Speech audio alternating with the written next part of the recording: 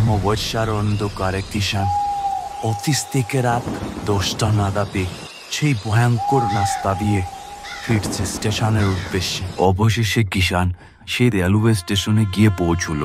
এখন বেশ রেল আওয়ারই অপেক্ষা ছিল কিষানের। রেল আওয়ার সাথে সাথেই অদ্ভুত ধরনের একটি আওয়াজ পুরোটা স্টেশন কাঁপাচ্ছিল।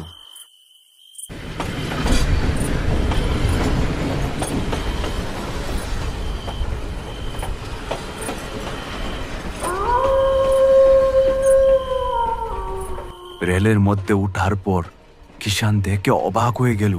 চারদিকটা ছিল জনশূন্যতা এবং এই ট্রেনের মধ্যে ছিল কিষান একাই, আর কেউ ছিল না। কিষানের মনের মধ্যে ভয় সৃষ্টি হয়ে গেল।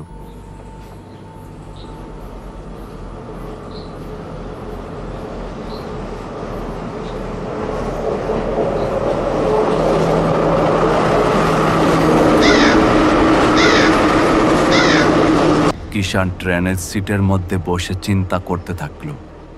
এই ট্রেনের মধ্যে কেউ নেই, আমার সাথে এইটা কি হচ্ছে আমি কিছু বুঝতে পারছি না। হে ভগবান, তুই এখানে, আমিও আছি। আজকে তুই বাঁচবি না আমার হাত থেকে। যখন রেলটা ভয়ঙ্কর গুফার ভিতরে যাচ্ছে তখন এই চারদিকটা ভয়ঙ্কর শব্দে হাসচিহ্ন হচ্ছে। পরদিন সকালে কিষান পড়ে আছে গুফার ভিতরে একটি নিস্তব্ধ জায়গাতে। আমি এখানে কিভাবে আসলাম? আমাকে কেউ বাঁচাও, কি হচ্ছে এসব? আমি তো কিছুই বুঝতে পারছি না।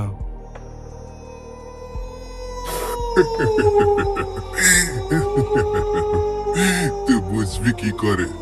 তুই জানিস আমি কত কষ্ট পেয়ে মরেছি? তুই জানিস তুই কি ভুল করেছিস? তুই জানিস না, আজকে তোকে মারবো। আমি মেরে আমার আত্মার শান্তি পাবো। অর্জুন, আমাকে ক্ষমা করে দে, আমার ভুল হয়ে গেছে। সেদিন আমার কোনো দোষ ছিল না।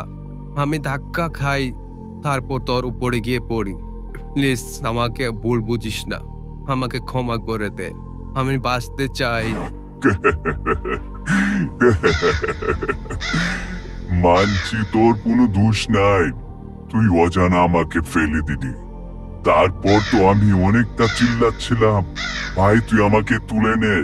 তুই আমাকে তুলেছিস না, তুই ভয় পেয়ে ওইখান থেকে চলে গেলি। আজকে তুই মরবি।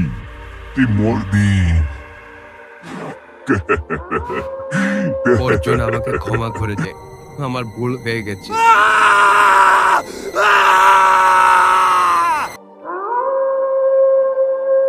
আমরা ভূত, আমরা মরে যাওয়ার পর ভূত হই, তাই আমরা কোনো বিচার পাবো না।